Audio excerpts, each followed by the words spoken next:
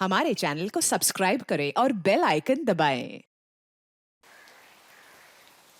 नमस्कार, आदाब।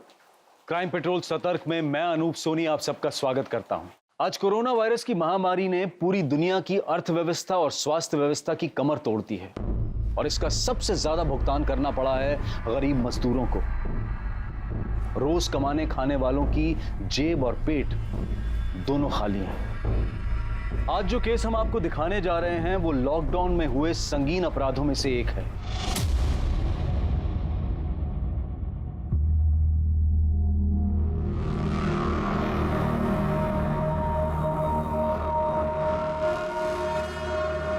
अरे ये कौन है बे?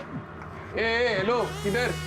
ऐसा फोकट में एंट्री नहीं है गांव में। मतलब एक बंदे का 1000 रुपए लगेगा और तुम लोग दो, तो दो का कितना? 2000। 2000 लगेगा, समझा? अरे किस बात के पैसे? घर है हमारा, गांव है हमारा। अरे घर होगा तो बीमारी लाओगे, तुम्हारे वजह से किसी को कोरोना हो गया तो अब क्या करेंगे हम? अरे ऐसे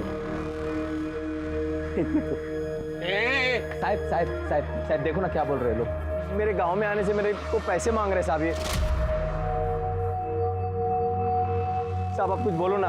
ये तो आपका आपस का मामला है, आपस में ही सुलटा लो, मुझे काय को बीच में ले रहे। साहब देखो क्या बोल रहे हैं। जाओ जाओ देखो। माला माला माला माला देखो मेरी बाइकों की तबीयत ठीक नहीं है, अभी जाने दो मुझे, मैं बाद में पैसे दे दूंगा तुम लोग को, ठीक है? अभी कितना तेरे पास? अभी अभी अभी बस ये आखिरी 500 है। हाँ बस ये तेरा एडवांस हो गया, बाकी का हम लोग शाम को लेंगे, समझा? चल अभी चल। 1500 शाम को देना। ओ भाई कहाँ जा रहे हो? पहले वो मास्क लगाओ, हाथ आगे करो। अरे यार उल्टा उल्टा वाला। हाँ ये देखो, ये क्या है? स्टैम्प। ये आपका भी हाथ।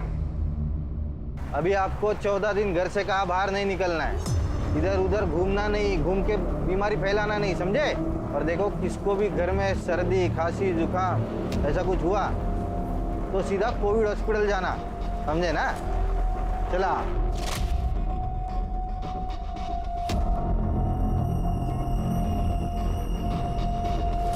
अरे ओ भाई क्या कर रहे हो? अरे साहब बस ऐसे ही बात कर रहे थे। पैसा अकेला ही रखोगे?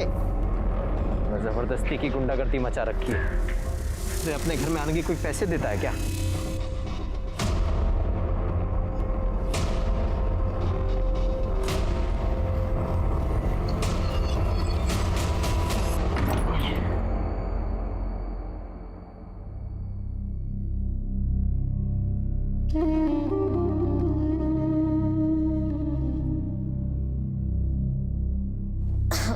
सुनिए, कुछ सोचा है? पड़ोसियों को पता चलेगा तो क्या कहेंगे? अरे तब की तब देखेंगे, अभी तू आराम कर। शाम को उनको पैसे भी देने हैं, कहाँ से लाएंगे? अरे तू क्यों चिंता कर रही है उसके बारे में? मैं हूं ना, मैं सब संभाल लूंगा।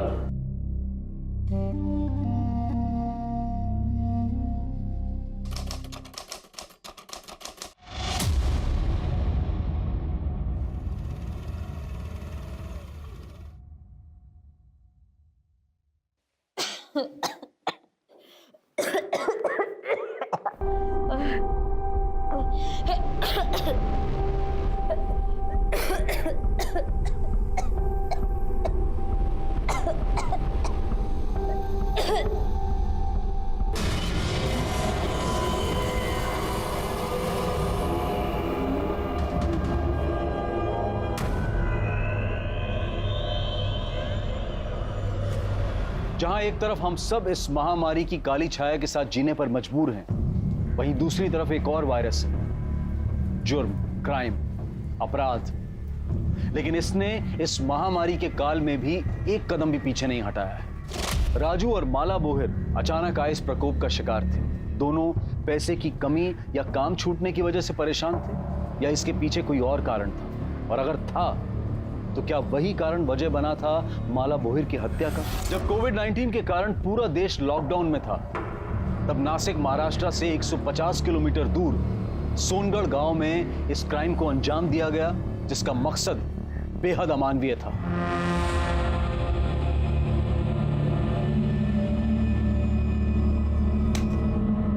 ऐसे तो भूखे मर जाएंगे हम विठ्ठल भाऊ, पता नहीं काम कब शुरू होगा। मैं क्या बोलता है विट्ठल बाबू, गांव चलते हैं। काम शुरू होगा तो वापस आ जाएंगे ना। अरे वहां अपना परिवार है, इधर कौन है देखने वाला? कुछ हो गया ना तो गए हम लोग। जो हुआ सब भगवान की मर्जी थी माला, इसमें हम क्या कर सकते हैं? बस अब ये सोचो कि आगे सब कुछ ठीक हो।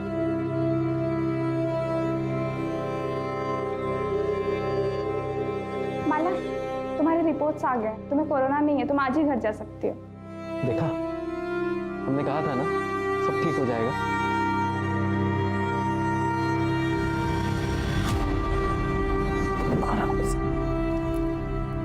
तो आराम कर, मैं खाने का इंतजाम करता हूँ। और जब तक तेरी तबीयत ठीक नहीं हो जाती ना, रसोई में घुसने की कोई जरूरत नहीं है। रोज रोज कौन मुफ्त में देगा खाना? अरे किसी के घर मांगने थोड़ी जा रहा हूँ, अस्पताल जा रहा हूँ, वो लोग दे रहे हैं। अस्पताल जा रहे हो? हाँ। नहीं, आप वहाँ नहीं जाओगे। हम कहीं और से खाना मंगा लेंगे, लेकिन बस आप वहाँ नहीं जाओगे। वहाँ पे बहुत गलत काम होते हैं, आप वहाँ नहीं जाओगे। माला मेरी बात, हम पड़ोसियों से ले लेंगे। माला मेरी बात, लेकिन आप वहाँ नहीं जाओगे। माला मेरी बात सुन, माला मेरी बात। हमारा बच्चा गिर गया, इसमें अस्पताल की कोई गलती नहीं। तो बच्चा हमारी किस्मत में ही नहीं था। मैं बच्चे की बात ही नहीं कर रही, मैं अपनी बात कर रही हूँ। उस अस्पताल में मेरे साथ बहुत गलत हुआ था। क्या हुआ था? बोलना माला, क्या हुआ? अस्पताल में डॉक्टर ने मेरे साथ बहुत गलत किया था। मैंने मना किया उसको बहुत बोला, लेकिन उसने मेरी एक पैसा।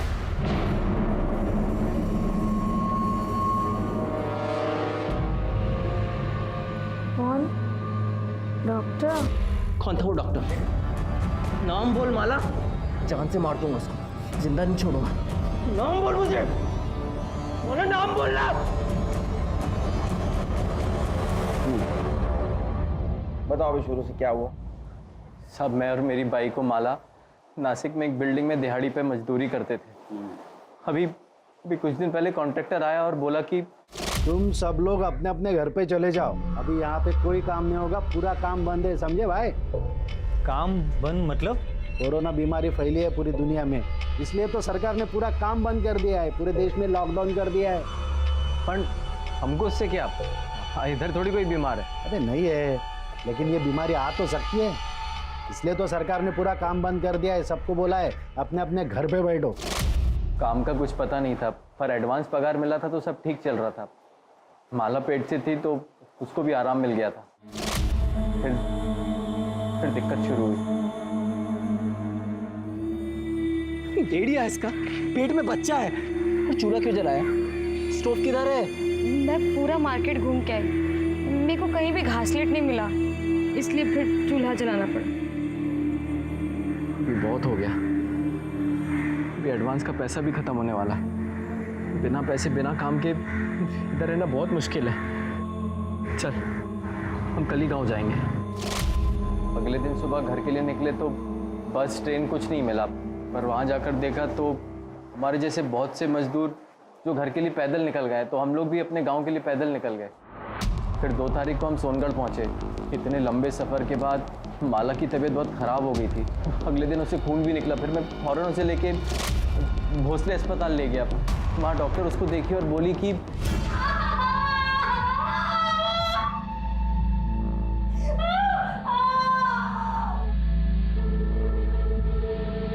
डॉक्टर साहब, माला की तबीयत कैसी है? इतना लंबा पैदल चलने की वजह से प्रॉब्लम हुई है। चेक करना पड़ेगा कि बच्चा ठीक है कि नहीं, और माला को बुखार और खांसी भी है, तो कोरोना टेस्ट भी करना पड़ेगा। रिपोर्ट जब तक नहीं आ जाते उसे यहीं आइसोलेशन वार्ड में रुकना पड़ेगा। कोरोना पता है ना?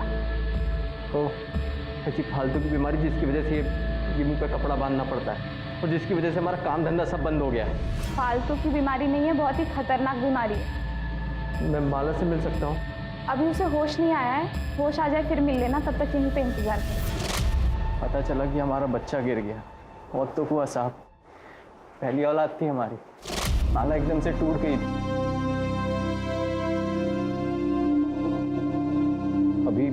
लोग घर जा सकते हैं। नहीं, माला घर नहीं जा सकती जब तक उसके कोरोना टेस्ट के रिपोर्ट नहीं आ जाते। उसे यहीं आइसोलेशन वार्ड में रहना पड़ेगा। और आप भी प्लीज़ घर पे रहिए, क्योंकि अगर उससे हुआ तो आपको भी हो सकता है।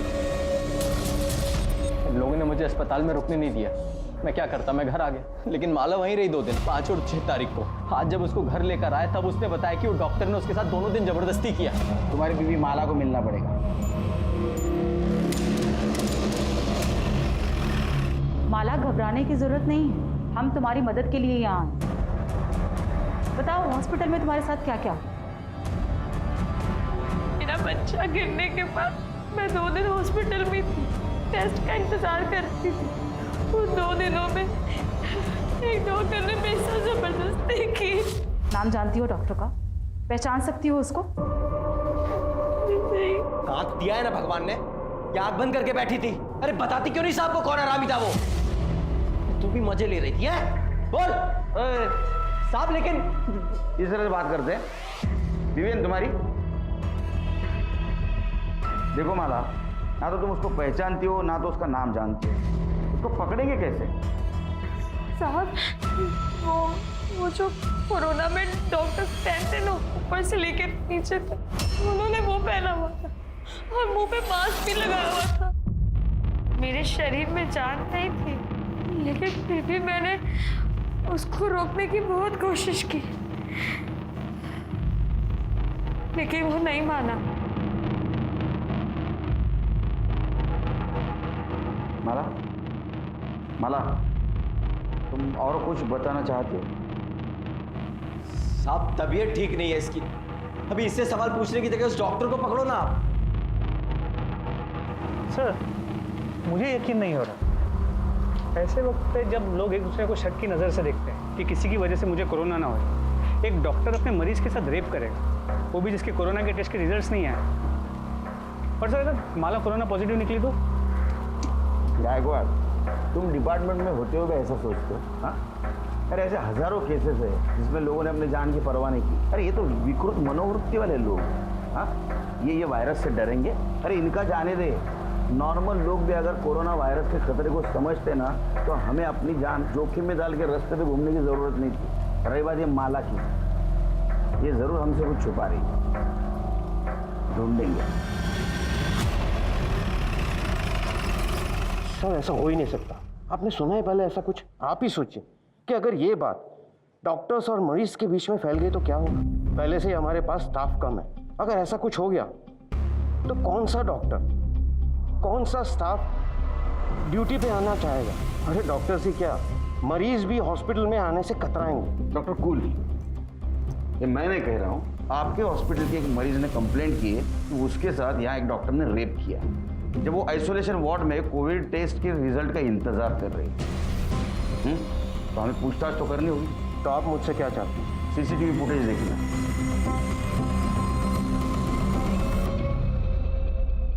ये तो आपको पता ही होगा कि वुमेन आइसोलेशन वार्ड में सीसीटीवी कैमरा नहीं होता। तो हमारे पास 5 और 6 तारीख की लॉबी और पैसेज की फुटेज है जो आप देख रहे हैं।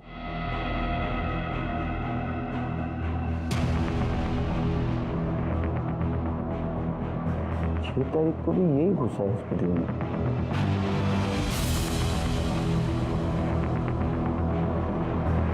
ये देखिए, तो पता, अब इसको पता था यहाँ सीसीटीवी, इसलिए इसने अपना चेहरा नहीं दिखाया। अब तो अब समझ गए कि डॉक्टर पाटिल ये आपका हॉस्पिटल का स्टाफ ही है। हाँ, शायद डॉक्टर नहीं होगा, इसका मतलब माला जो बोल रही थी वो सच था। आपके हॉस्पिटल में जो भी स्टाफ है सबसे मुझे पूछताछ करनी, बुलाओ उनको। इंस्पेक्टर साहब, ये हॉस्पिटल है और आप हमारे स्टाफ के साथ मुजरिमों की तरह पेश नहीं आ सकते। हम अपनी जान को खतरे में डालकर लोगों की जान बचाने की कोशिश करते हैं और ना ही औरतों का रेप करने की। देखिए डॉक्टर, हम आपके काम का सम्मान करते हैं। हम भी पुलिस वाले अपनी जान जोखिम में डालकर लोगों को लॉकडाउन का पालन करवाने की कोशिश कर रहे हैं। आप अपना काम कर रहे हैं, हम हमारा काम कर रहे हैं। अगर आप मरीजों को नहीं बचाएंगे तो वो मर जाएंगे, और अगर हम पुलिसिंग नहीं करेंगे तो पता है क्या होगा, हॉस्पिटल मरीजों से भर जाएगा। तो कुल मिलाकर हम और आप अपनी जान जोखिम में डालकर लोगों की जान बचाने की कोशिश करें। समझ में आया आपको? बुलाइए स्टाफ।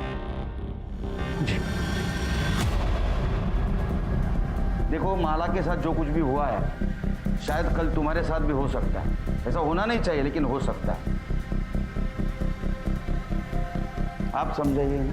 पुलिस के साथ प्लीज कोऑपरेट करो और जो कुछ भी तुम जानती हो सब कुछ सच सच इन्हें बता दो।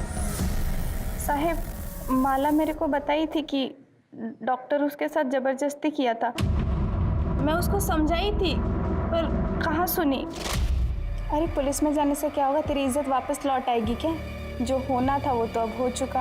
तो पुलिस में जाएगी तो अब पूरे गांव को पता चल जाएगा, पूरे गांव में तेरा जीना मुश्किल हो जाएगा। तू खुद ही सोच, ऊपर से तेरा पति छोड़ देगा वो अलग। देख, मैं तेरे भले के लिए बोल रही हूँ। आपको किसने बोला था शानपना करने को? पुलिस वाले ये वर्दी ऐसे पहनते हैं क्या? खबरदार, इसके बाद में किसी को ऐसी सलाह देने की कोशिश की तो माला कोई नहीं, हर उस इंसान को न्याय मिलना चाहिए जिसके साथ अन्याय हो रहा है, समझे? हालत खराब हो गई भाई। चलो अपना गाँव धो आ गया। कभी सोचा नहीं था चल के गांव आना पड़ेगा। तेरा तो फिर भी ठीक है, गांव आ गया। मुझे तो और 60-70 किलोमीटर चल के जाना है। संभल के जाना और पहुँचते ही कॉल कर देना। हाँ, तुम भी अपना ध्यान रखना। हाँ भाई, चलो। हाँ। किसी को नहीं छोड़ो। अभी बहुत हो गया अभी। जला दूंगा। अब शांत हो जाइए। किसको जला देंगे? अस्पताल को, वो डॉक्टर को, साला सबको जला दूंगा मैं। आप शांत हो जाइए। पुलिस ढूंढ रही है ना डॉक्टर को। इतना बुरा हुआ तेरे साथ, तू इतना शांति से कैसे है? तू चाहती भी है वो डॉक्टर पकड़ा जाए? ये आप क्या बोल रहे हैं?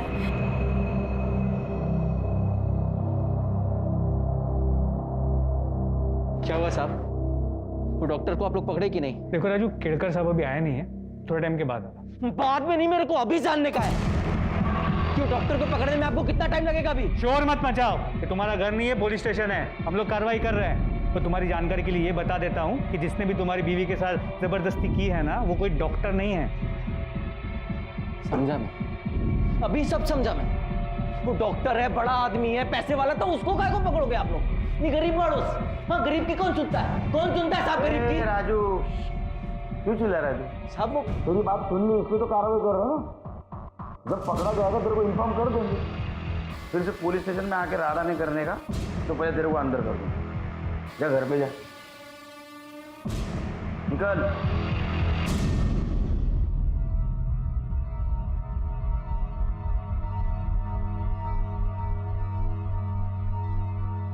इससे बात करना है।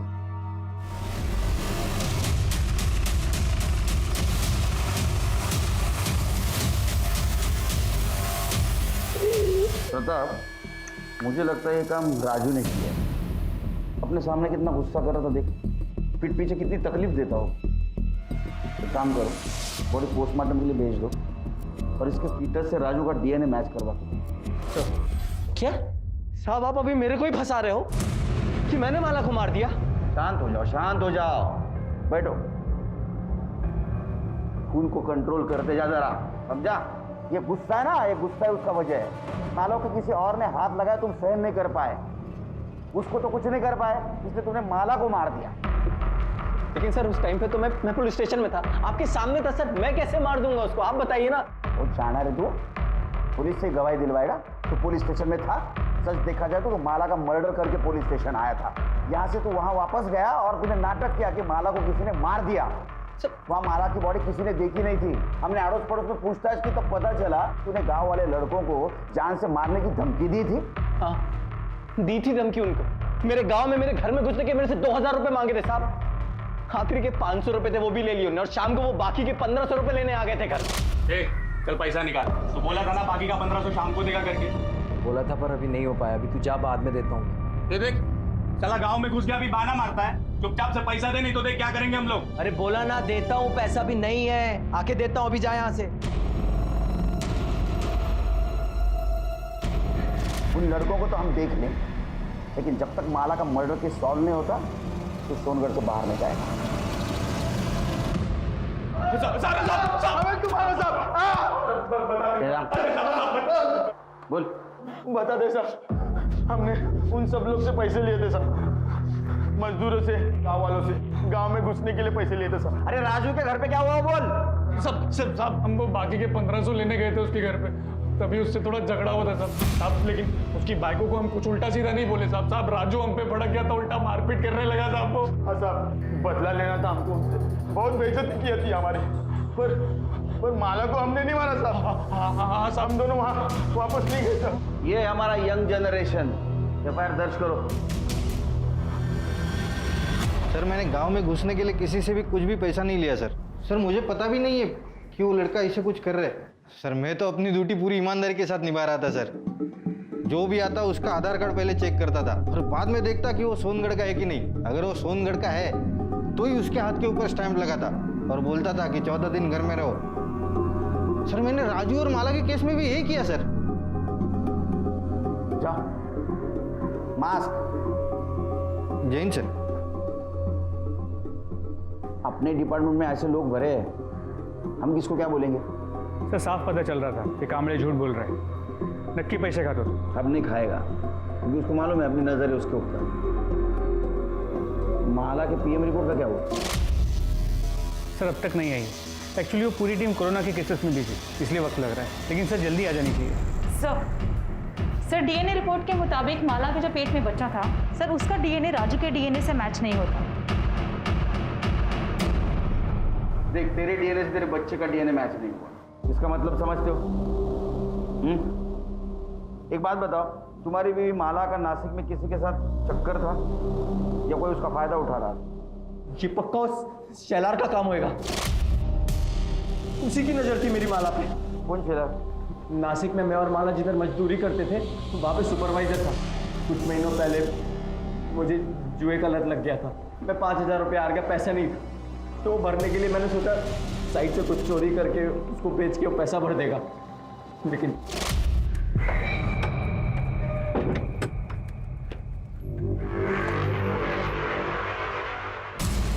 चोरी कर रहा है, चोरी कर रहा है। नहीं, जिस थाली में खाता है उससे मैं चेक करता है। रुक, मैं अपने भाव सुनो, इसको बताऊंगा मैं। भाव इतना गर्मी काहे को खाते हो? मैं तुमको भी देता हूँ ना इसमें से। साले तेरे जैसा चोर समझाएगा मेरे को? अभी मैं देख, तू काम भूल जा काम तू अभी। मैं तेरे को जेल में भिजवा दूं। भाव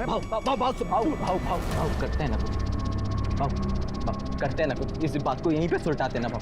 एक रास्ता है, जो बोलोगे तू है ना? हाँ। तेरे बीवी के साथ में मेरे को सोने दे। मैं तेरे को छोड़ दूंगा, किसी को कुछ नहीं पता चलेगा। शेलार ने तभी पुलिस को ना वो मूडक साहब शेलार ने तभी ना पुलिस को ना सेठ को मेरी शिकायत की।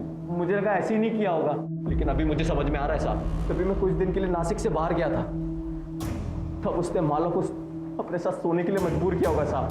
मुझे एक बात समझ में नहीं आ रही, माला ने मेरे को कुछ बताया क्यों नहीं अभी तक? शेलर का एड्रेस ले लो, उसको थाने बुलाओ। अरे साहब मेरे को क्यों बुलाया इधर? मैंने क्यों बुलाया साहब? मेरे को मैंने कुछ नहीं किया साहब। गरीब औरतों का बहुत शारीरिक शोषण करता है ना तू। शोषण? क्या बात कर रहे साहब? मैं अभी मेरे सेट को फोन करता हूँ, उनको बुला लेता हूँ। जगह लगा फोन लगा, तेरे सेठ को फोन लगा। उसको भी समझने दे, उसका साइट सुपरवाइजर गरीब औरतों का कैसा शारीरिक शोषण करता है। और उसमें जो राजू और माला भी थे ना, तूने माला का फायदा उठाया, उसका शारीरिक शोषण किया। तेरे बच्चे की माँ बनने वाली थी, उसके बाद में तूने उसको मार दिया। उसका मर्डर हो गया साहब? उसका मर्डर हो गया? मेरे को तो पता भी नहीं साहब। तो अभी ये भी बोलेगा मैंने माला का फायदा नहीं उठाया, उसका शारीरिक शोषण नहीं किया, उसको नहीं मारा? कसम से साहब मैंने नहीं मारा। हाँ उसका फायदा जरूर उठाया साहब, लेकिन वो सामने से आई साहब। सब जो भी हुआ वो मर्जी से हो उसके साहब। माला ने मेरे को उसके घर पे बुलाया साहब। मैं उसके खोली पे गया और देखा तो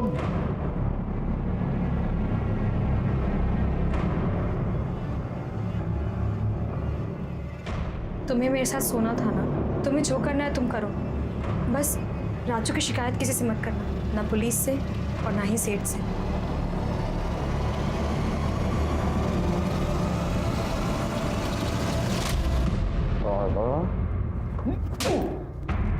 इसको फायदा उठाना बोलते, समझा? साहब आप कुछ भी कह लो साहब, लेकिन मैंने उसका मर्डर नहीं किया साहब। और हाँ मेरे को ये भी पता है साहब, ये बात ना उसने राजू को भी नहीं बताई थी साहब। तब तक नहीं बताई जब तक वो नासिक छोड़ के उनके गांव चले नहीं जाते। और इसके बदले में मैंने उसकी चोरी की बात किसी को नहीं बताई साहब। राजू और माला के अलावा और कौन कौन गया था गाँव वापस? वो ये विट्ठल और दत्ता गए थे माला और राजू के एक हफ्ते बाद। कौन सा गाँव? वो विट्ठल तो इधर का ही है साहब, सोनगढ़ का। राजू पहचानता है उसको। और वो दत्ता यहाँ से 60-70 किलोमीटर दूर पिंजर गाँव है साहब, वहाँ पे रहता है। उसका डीएनए टेस्ट कराओ और माला के फिगर से मैच करके देखो, इधर ही रहेगा। अरे नहीं साहब, वो इधर ही रहेगा। ये वामन शेलार का कहना है कि माला ने उसके पति राजू को बचाने के लिए उसके साथ शारीरिक संबंध बनाए। ऐसा भी हो सकता है किसी और के साथ किसी और वजह से उसने शारीरिक संबंध बनाए होंगे। तो क्या सच में उसके साथ हॉस्पिटल में रेप हुआ था या झूठ बोल रही है? किसी और वजह से उसने हॉस्पिटल में भी किसी के साथ शारीरिक संबंध बनाए। सर इस वामन की बात पे विश्वास कैसे कर सकते हैं? हो सकता है झूठ बोल रहा हो सकता है, लेकिन हमारे पास कोई सबूत नहीं है। क्या ज़्यादा सर, चाय अच्छी नहीं है? सवाल अच्छे बुरे चाय का नहीं है, वो बाकड़े की चाय की आदत है। इसकी आदत होने के लिए टाइम जाएगा। शक्कर भी कम डालिएगा। अच्छा, ये माला की पीएम रिपोर्ट का क्या हुआ? सर डॉक्टर से कह दिया है आज शाम तक आ जाएगी। और वो विट्ठल सुरवे, उसका एड्रेस मिला? जी सर। वो माला और राजू भोर को जानता है? हाँ सर, तब मेरे को पता चला माला के मर्डर के बारे में, लेकिन ये लॉकडाउन की वजह से राजू को मिलने को नहीं जा पाया साहब। लेकिन क्या हुआ साहब, आप लोग इधर तो कितने तारीख को निकला था नासिक से? 6 तारीख को निकला साहब। और कब पहुंचा? 8 तारीख को पहुंच गया। तो बॉर्डर पे किसी हवलदार ने रोका नहीं? हवलदार ने नहीं रोका साहब, लेकिन वो गांव के लड़के लोग ने रोका साहब। गांव में एंट्री करने के लिए 1000 रुपये दिया मेरे से। कौन था तेरे साथ? और मेरा दोस्त साहब दत्ता, उसके साथ आया। क्या करता है दत्ता? तो मेरे साथ नासिक में काम करता है साहब, साइड से। वो कहाँ गया? वो उसके गाँव चला साहब, पिज्जे गाँव। और 8 तारीख को आने के बाद तू कहाँ गया? साहब ये लॉकडाउन चालू है तो बाहर किधर जाएगा, घर पे ही था। पक्का घर पे था? हाँ साहब पक्का। इसका डीएनए टेस्ट करवा। सर माला की पीएम रिपोर्ट आ गई। चला, नशीब चांगलं। अच्छा, कुछ मिला? सर रिपोर्ट के मुताबिक उसकी मौत 9 तारीख के सुबह 10 और 12 बजे के बीच हुई। और सर मौत की वजह खून बहने की वजह से नहीं, दम घुटने की वजह से। और जो ब्लीडिंग हमने देखी वो गला दबाने के प्रेशर से हुई। तो हमारा शक सही निकला, उसका मर्डर है। अब ये पता करना है कि उसका मर्डर किसने और क्यों किया।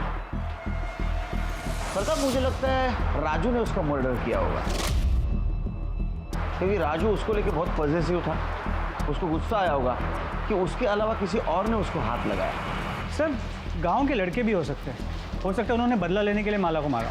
निकाल इधर से, देख लेंगे तुझको, देख लेंगे। या फिर हॉस्पिटल में जिसने उसका रेप किया वो विट्ठल भी हो सकता है, क्योंकि विट्ठल 8 तारीख को गांव आया और 9 तारीख को माला का मर्डर हुआ। तमाम कोशिशों के बावजूद पुलिस भोसले हॉस्पिटल में माला का बलात्कार करने वाले अपराधी तक नहीं पहुंच पाई थी। बल्कि यह भी एक पहेली थी कि बलात्कार हुआ भी था या नहीं। वामन शेलार और विट्ठल पर पुलिस को शक तो था, लेकिन दोनों का डीएनए माला के अजन्मे गर्भ से मैच नहीं कर रहा था। यह केस एक नहीं बल्कि 3 सूरतों में पुलिस की नींद हराम किए हुए था। पहली, माला जब सोनगढ़ आई थी तो उसके पेट में किसका गर्भ था? दूसरी, हॉस्पिटल के आइसोलेशन वार्ड में उसके साथ बलात्कार हुआ था। क्या यह सच था या वो झूठ बोल रही थी? और अगर वो झूठ बोल रही थी तो क्यों? या फिर ऐसा था कि ये संबंध उसने अपनी मर्जी से बनाए थे? और तीसरी, वो कौन हो सकता था जिसने माला को उसी के घर में घुसकर मौत के घाट उतार दिया? पुलिस के पास संदिग्ध तो कई थे, लेकिन सबूत किसी के भी खिलाफ नहीं था। सर 8 तारीख को माला अस्पताल से डिस्चार्ज हुई और 8 तारीख को ही विट्ठल और दत्ता सोनगढ़ पहुंचे। और विट्ठल के मुताबिक तभी के तभी दत्ता अपने गांव पिंजगढ़ के लिए पैदल निकला, जो करीब 60 से 70 किलोमीटर दूर। सर हम सबको तो चेक कर चुके हैं, वो कौन हो सकता है जो माला के बच्चे का बाप था जिसने उसका मर्डर किया? ये दत्ता पिंजगढ़ कब पहुंचा पता करो। सर हमने विट्ठल के कॉल रिकॉर्ड्स चेक किए और उसमें ये पता चला कि 12 तारीख की रात को हमारी पूछताछ के बाद उसने एक नंबर पर 20 बार कॉल की। कितने बार? 20 बार। और सर बातचीत काफी लंबी हुई। नंबर किसका था? दत्ता राउत के। दत्ता राउत? अब बता, इतने फोन क्यों किया? साहब वो हालचाल पूछने के लिए फोन किया था साहब। हलचल पूछने के लिए 20 बार फोन? किसके हाल खराब थे, किसकी चाल खराब थी रे? वो साहब इधर उधर की बात कर रहे थे हम लोग। तू क्या बेटा समझ लगा मला? हाँ सच सच बता, ना तो इतना मारूंगा ना इधर का उधर हो जाएगा, समझा? ये रे ला नहीं सब सब सब बता दो सब। वो ऊपर कर सब उस दिन साइट पे काम जल्दी खत्म हो गया तो मैं और दत्ता राजू की खोली के बाहर दारू पी रहे थे सब।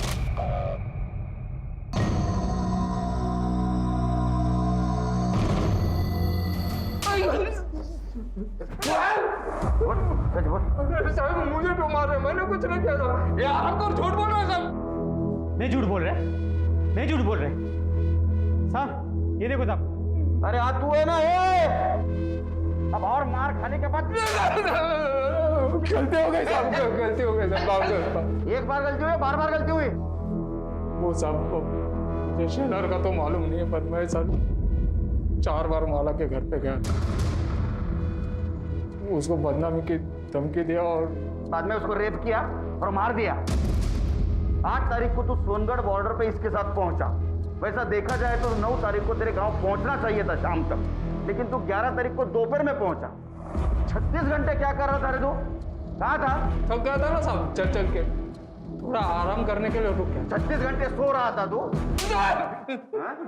सच बता, तो इतना मारूंगा ना पूरी हड्डी पसली एक कर दूंगा। बता दो साहब, बता दो, मारना बता। सच बता ना। वो साहब नशे के हालत में मैंने वो माला से जबरदस्ती तो कर ली साहब। बाद में अकल आई कि वो शेलर सिर्फ माला के साथ सोने की बात किया था, तो राजू ने उसकी हड्डी पसली, तो मैं बहुत डर गया था साहब। लेकिन फिर पता चला कि माला पेट से राजू लड्डू बांट, मतलब ये था कि उसको अब तक तो कुछ पता नहीं था, लेकिन माला साहब वो कुछ ऐसे घूर के और गुस्से से मेरे को देखती थी, लगता था कभी भी राजू को बता दे। माला और राजू सोनगढ़ जाने के लिए निकले। उस वक्त तो माला ने मुझे कुछ से गुस्से से देखा था ना साहब, लगा था अब कुछ तो होने वाला। मैं डर गया था। उसके बाद तो साहब वो राजू मेरे सपने में आता था साहब, मेरी छाती में बैठ के कोई तो से मेरे को मारता था साहब। नाटक मत कर। नाटक नहीं साहब। उसके बाद मैंने इसको बोला गांव चलते, दोनों साथ में ही गांव जाने के लिए निकले थे साहब। वहाँ सोनगढ़ के फाटे पे पहुंचे तो ये सोनगढ़ के अंदर चला गया, देखा कि इसने वो बच्चे वो गांव के लड़के थे ना, उनको पैसे देके अंदर घुस गया। मैं तो सीधे अंदर नहीं जा सकता था ना साहब, तो मैंने रात होने की राह देखी ताकि वो लोग सो जाए।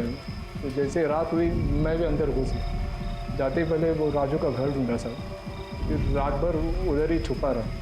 सुबह हुई, जिस वक्त राजू घर से निकला ना साहब, तो मैं घर के अंदर घुस गया साहब।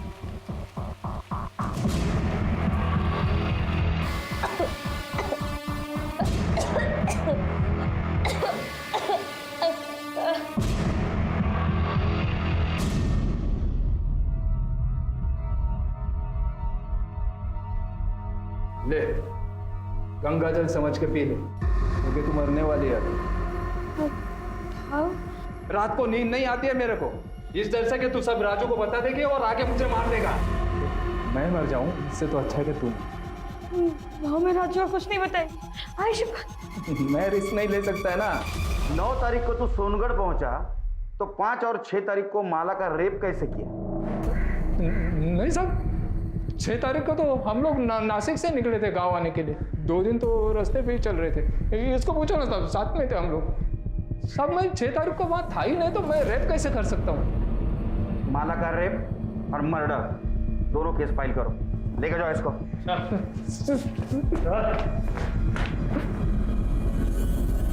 दत्ता राउत के डीएनए टेस्ट से यह साबित हो गया कि माला के अजन्मे बच्चे का पिता दत्ता राउत था। माला के बच्चे और हत्या की गुत्थी तो सुलझ चुकी थी, लेकिन यह अब भी अनसॉल्व था कि अस्पताल में माला का बलात्कार किसने किया। कौन हो सकता है जिसने कोविड-19 जैसी महामारी को ताक पर रखकर यह जुर्म किया। ऐसी विकृत मानसिकता वाले व्यक्ति को ढूंढने के लिए पुलिस ने इस केस की फिर से जांच शुरू की और यह पाया कि बलात्कारी कोई हॉस्पिटल के स्टाफ में से नहीं है, बल्कि बाहर का कोई व्यक्ति है। 5 और 6 तारीख को तेरी ड्यूटी थी ना, तो ये बता कितने आदमी और कौन कौन आए थे अंदर? किसको आने दिया था तूने? सर यहाँ कोई नहीं आया था सर, मैं किसी को आने नहीं दिया था, सिर्फ हॉस्पिटल का स्टाफ था। अच्छा, बहुत पर्टिकुलर आदमी है ना। चल खुल के बात कर। गांव वाले लड़के गांव में किसी को भी घुसने देने का एक आदमी का 1000 रुपए लेते। तेरा रेट क्या है? सर ये आप कैसी बातें कर रहे हैं? अरे दोस्ताने में बात कर रहा हूँ उसके साथ। हाँ, गलती मान ले। तूने अगर गलती मान ली तो एक मरी हुई औरत को न्याय मिलेगा, और अगर हम अपने पे उतर आए तो तेरे को न्याय दिलाने वाला कोई नहीं रहेगा। समझा? नहीं समझ में आया? सोच ले, तेरे को लेके गए हम पुलिस स्टेशन, बहुत पीट रहे, किसके पास न्याय मांगने के लिए जाएगा तू? बोलना। सर गलती हो गई, मुझे माफ़ कर दो। वो दोनों दिन एक ही आदमी आया था, उसने मुझे एंट्री करने के लिए पैसे दिए थे, बोल रहा था उसके अंकल भर्ती है, उससे मिलना चाहते हैं। क्या नाम था उसका? विष्णु मात्रे, हमारे यहाँ पेशेंट है प्रदीप मात्रे, उनका भतीजा है। देखा, अरेस्ट करो इसे। साहब उस दिन मैं अपने काका से मिलने गया था, टेंशन हो रही थी कि टेंशन हो रही थी, और उधर हॉस्पिटल में एक औरत के साथ रेप हो रहा था, और तेरे अंकल और वो औरत, उनका वार्ड आजू बाजू में था। साहब ये क्या मेरे घर पे आके आप ये रेप वेप की बात कर रहे हैं? मेरे घर वालों को पता चल जाएगा तो क्या सोचेंगे वो मेरे बारे में? वैसे भी हॉस्पिटल में सेक्स, मतलब वो भी कोरोना के टाइम पे, क्या सर, मुझे अपनी जान प्यारी नहीं है क्या? तेरे अंकल कोरोना पॉजिटिव थे ना, उनके हलचल पूछ के आया था ना तू, फिर भी तेरा समाधान नहीं हुआ, फिर से उनके हलचल पूछने चला गया, तब तेरी जान प्यारी नहीं थी? साहब मैं बोल चुका हूँ कि इस सब से मेरा कोई लेना देना नहीं, आप प्लीज़ मुझे ज़बरदस्ती इसमें फंसाइए मत। और मेरे ही घर में आकर अगर आपको मेरी ही बेइज्जती करके मन भर गया होगा तो आप प्लीज़ जा सकते हैं। हम तो जाएंगे। हाँ चलो, अच्छा एक काम करते ना, तुम्हारा डीएनए टेस्ट करवा लेते। तुमने कुछ किया ही नहीं ना, तो करवा लेते डीएनए टेस्ट। हाँ, अगर तू ना करेगा तो पुलिस वाले शक करेंगे तेरे पर। नहीं मतलब हाँ हाँ हाँ हाँ ले लो। डीएनए के टाइम वो विष्णु की हालत देखी तुमने कैसी हुई थी? मुझे लगता है रेप उसने किया होगा, क्योंकि 5 और 6 तारीख को उसके अलावा हॉस्पिटल में कोई नहीं आया, और हॉस्पिटल के सारे स्टाफ की हिस्ट्री तो हम लोगों ने निकाली है।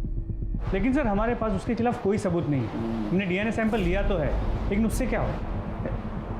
हेलो हेलो, आएगा आएगा, कोरोना का वैक्सीन आएगा, टेंशन मत लो। सॉरी सर, मैं केस से रिलेटेड ही कुछ ढूंढने की कोशिश कर रही थी। सर आइसोलेशन वार्ड में बेडशीट को डिस्ट्रॉय करने के लिए एक प्रोसीजर फॉलो किया जाता है, ताकि अगर कोई पॉजिटिव पेशेंट मिले उसका इन्फेक्शन दूसरे तक ना फैले। सर अगर भोसले अपने हॉस्पिटल में ये प्रोसीजर फॉलो करता है तो सर विष्णु की गर्दन दबोचने का मौका है हमारे पास। कैसे? सर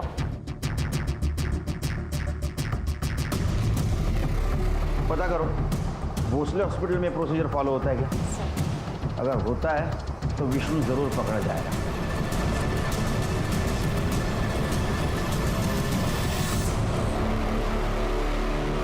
क्या है साहब? उधर तू, हाँ चल उधर कर, चल। एक बात बता, कोविड-19 के पेशेंट के बेडशीट के साथ क्या किया जाता है? डिस्ट्रॉय किया जाता है उसको। अब हमारा नसीब अच्छा कि माला की बेडशीट हमारे हाथ लग गई। देखनी है फोटो? दिखा, इसके ऊपर साफ साफ माला के बेड का नंबर दिख रहा है। तो ये सब मेरे को क्यों बता रहे साहब आप? वो इसलिए बता रहे कि उसके ऊपर जो ड्राइड सीमेंट्स के ट्रेसेस मिले वो तेरे डीएनए से मैच हुए हैं। अब बताएगा नहीं बताएगा? बैग मार। साहब नहीं साहब, बताता हूँ साहब, बताता हूँ। बोल। 5 तारीख को मैं सच में अपने काका से मिलने गया था, उसके लिए मैंने गार्ड को रिश्वत भी दी थी, लेकिन जब वहाँ से वापस आ रहा था तो मैंने देखा अकेली औरत बेड पर पड़ी है, तो मैं अपने आप को रोक नहीं पाया सर। अगले दिन मैं गार्ड को रिश्वत देकर सिर्फ उसी के लिए वहाँ पे गया था। मैंने ध्यान रखा कि मेरा चेहरा सीसीटीवी कैमरा में ना आए। गरीब, लाचार और बीमार औरत के ऊपर अत्याचार करने में तुम जैसे लोग मर्दानगी समझते हैं। वो बेचारी कोविड-19 से तो बच गई, लेकिन तू और तेरे जैसे दरिंदों से नहीं बच पाई। चार्जशीट फाइल करा। कोरोना वायरस जैसी महामारी और लॉकडाउन ने हमें बहुत कुछ सिखाया है और बहुत कुछ दिखाया भी है। शायद हम पहले से ज्यादा संवेदनशील हुए हैं, जहां एक तरफ इस मुश्किल की घड़ी में कुछ लोग अपनी कमाई, अपनी सेविंग्स को डोनेट करके अनजान लोगों की मदद करने की कोशिश कर रहे थे, वहीं विष्णु महात्रे, दत्ता राउत, वामन शेलार और विट्ठल सुर्वे जैसे लोगों ने इससे कोई सीख नहीं ली। माला भोईर, जिसने जिंदगी और मौत तकलीफ में देखी, जिसकी शुरुआत उसके पति राजू भोईर को बचाने के गलत तरीकों से हुई, इस केस से हमें यह सबक मिलता है कि गलत काम करने का कोई भी सही तरीका नहीं हो सकता है। इसलिए अपनी गलती का सामना करें और आगे के लिए सीख लें ताकि दोबारा किसी मुसीबत में ना पड़े। अब मैं अनूप सोनी आपसे विदा लेता हूं, फिर मुलाकात होगी क्राइम पेट्रोल सतर्क में एक और नए केस के साथ।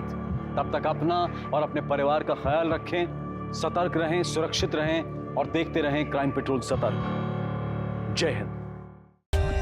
For more updates, subscribe to our channel, click the show links and enjoy watching the videos.